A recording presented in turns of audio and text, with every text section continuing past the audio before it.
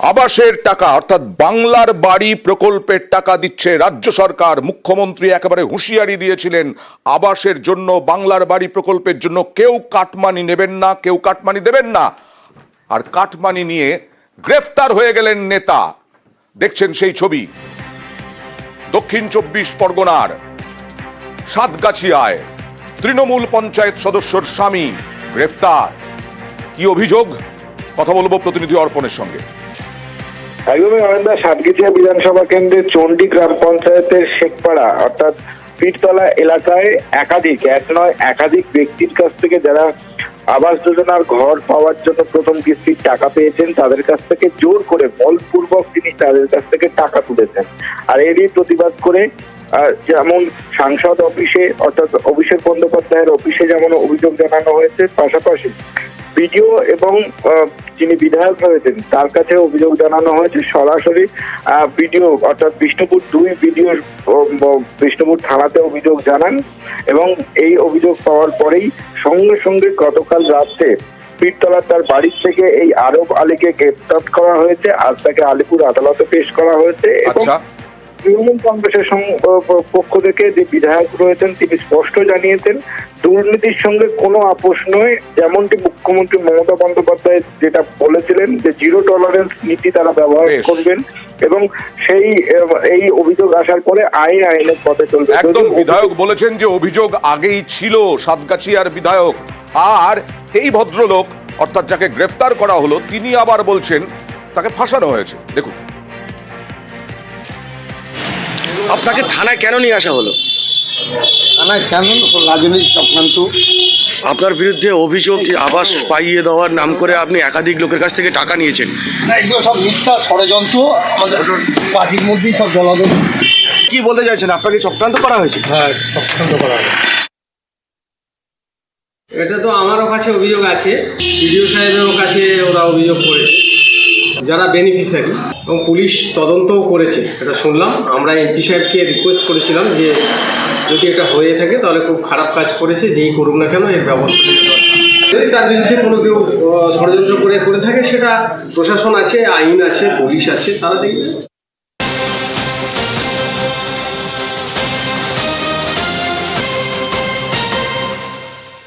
এবার হাওড়ায় গঙ্গার অবস্থা দেখুন।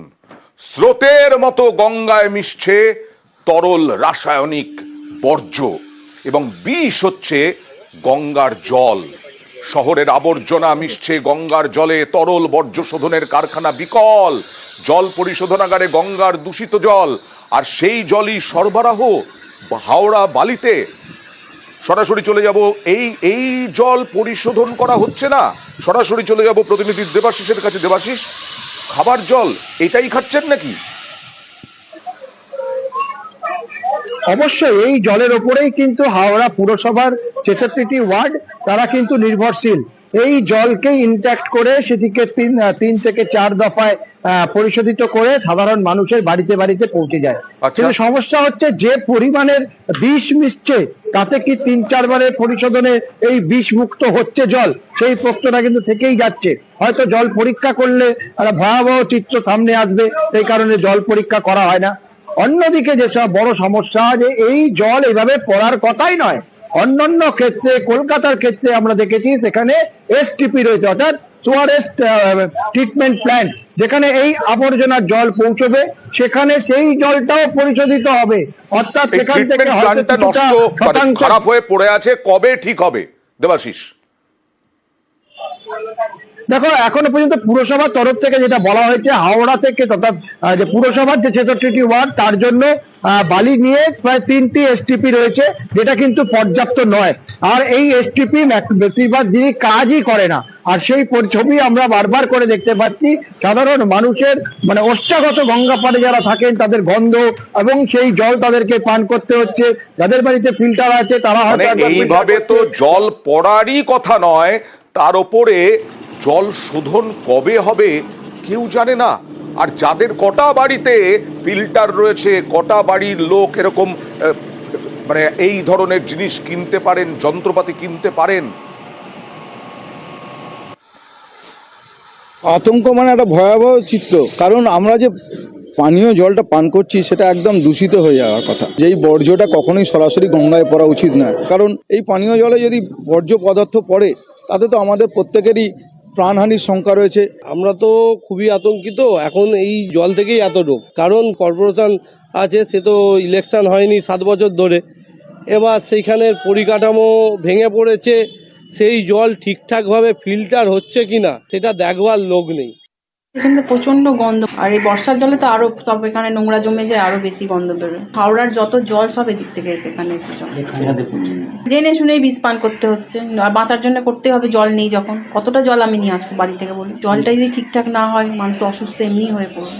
এসটিপি গুলো আমাদের কাজ করছে, এসটিপি কাজ করছে না এরকম কথা না, কিন্তু হাওড়ার যে স্কেল, যে ব্যাপ্তি, সেই ব্যাপ্তি অনুযায়ী আরো এসটিপি আমাদের হলে বেটার। যখনই আমরা জানতে পারছি ডাইরেক্ট জল এইভাবে কেউ গঙ্গায় ডিসচার্জ করছে, আমরা কিন্তু সেখানে গিয়ে যা ব্যবস্থা নেওয়ার আমরা নিচ্ছি। আমাদের যেটা আগামী দিনের চিন্তা ভাবনা থাকবে, যদি এসটিপি সংখ্যা আমরা এখানে সুয়ারেজ ট্রিটমেন্ট প্লান্টের আমরা সংখ্যা বাড়াতে পারি, তাহলে হয়তো এই সমস্যাটাকে আমরা আরো বেশি এফেক্টিভলি কন্ট্রোল করতে পারি।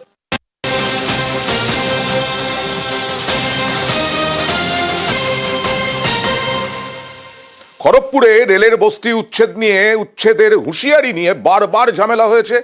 আবার নোটিশ পড়ল, বহু বছর ধরে যারা বাস করছেন সেই নোটিশ ছিঁড়ে ফেললেন বর্তমানে কাউন্সিলর, প্রাক্তন পুরপ্রধান প্রদীপ সরকার বর্তমানে 6 নম্বর ওয়ার্ডের কাউন্সিলর।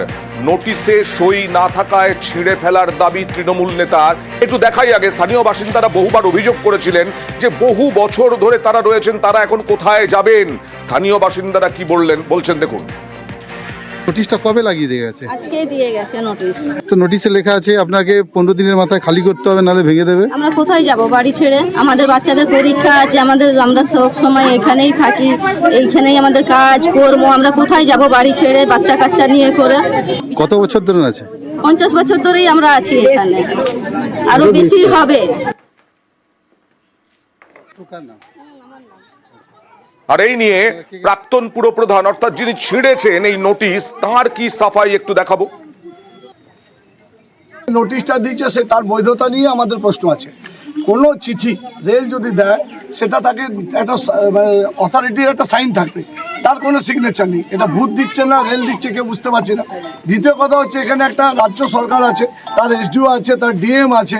তাকে যদি কোথাও উচ্ছেদ করতে হয়, সেই লোকাল পুলিশ অ্যাডমিনিস্ট্রেশনে আলোচনা করতে হবে। তার হঠাৎ ইচ্ছা হলো আজকে 2টা RPF স্টিকার লাগিয়ে দিল। দলবদ্ধভাবে রাজনীতির ঊর্ধ্বে থেকে এই রেলের অন্যায় অত্যাচারের বিরুদ্ধে আমরা রুখে দাঁড়াবো। যদি ভাঙতে আসে, আমরা সর্বস্তরের সাধারণ মানুষ রুখে দেবে। রেলের কত ক্ষমতা আছে, RPF এর কত ক্ষমতা আছে দেখবো আমরা। এর আগে অগ্নিমিত্রা পল, বিজেপি বিধায়ক, তিনি কিন্তু রেলের উচ্ছেদের বিরুদ্ধেই বলেছিলেন যে এখানে উচ্ছেদ হবে না। আজকে বিজেপি নিশানা করছে তৃণমূলকে। ওটা রেলের জায়গা, এ নিয়ে কোনো সন্দেহ নেই। রেল এর আগেও নোটিশ দিয়েছিল বা বলেছিল। তো তারপরে এটাও ভাবতে হবে, দীর্ঘদিন ধরে ওখানে মানুষ আছেন, তারা বসবাস করছেন। ওই ওয়ার্ডের যিনি কাউন্সিলর মাননীয়া অনুশ্রী বেহেরা, উনিও স্থানীয় বাসিন্দাদের সাথে দেখা করে উনিও কথা দিয়েছেন, বলেছেন যে উনি উচ্চ নেতৃত্বের সাথে এবং রেলের সাথে কথা বলবেন। কথা বলে একটা সুষ্ঠু সমাধানের পথ আমাদের বের করতে হবে, কারণ ওখানে যারা আছেন তারাও দীর্ঘদিন ধরে আছেন। অর্থাৎ দুটোকে অ্যাডজাস্ট করে একটা সমাধান সূত্র আমাদের বের করতে হবে।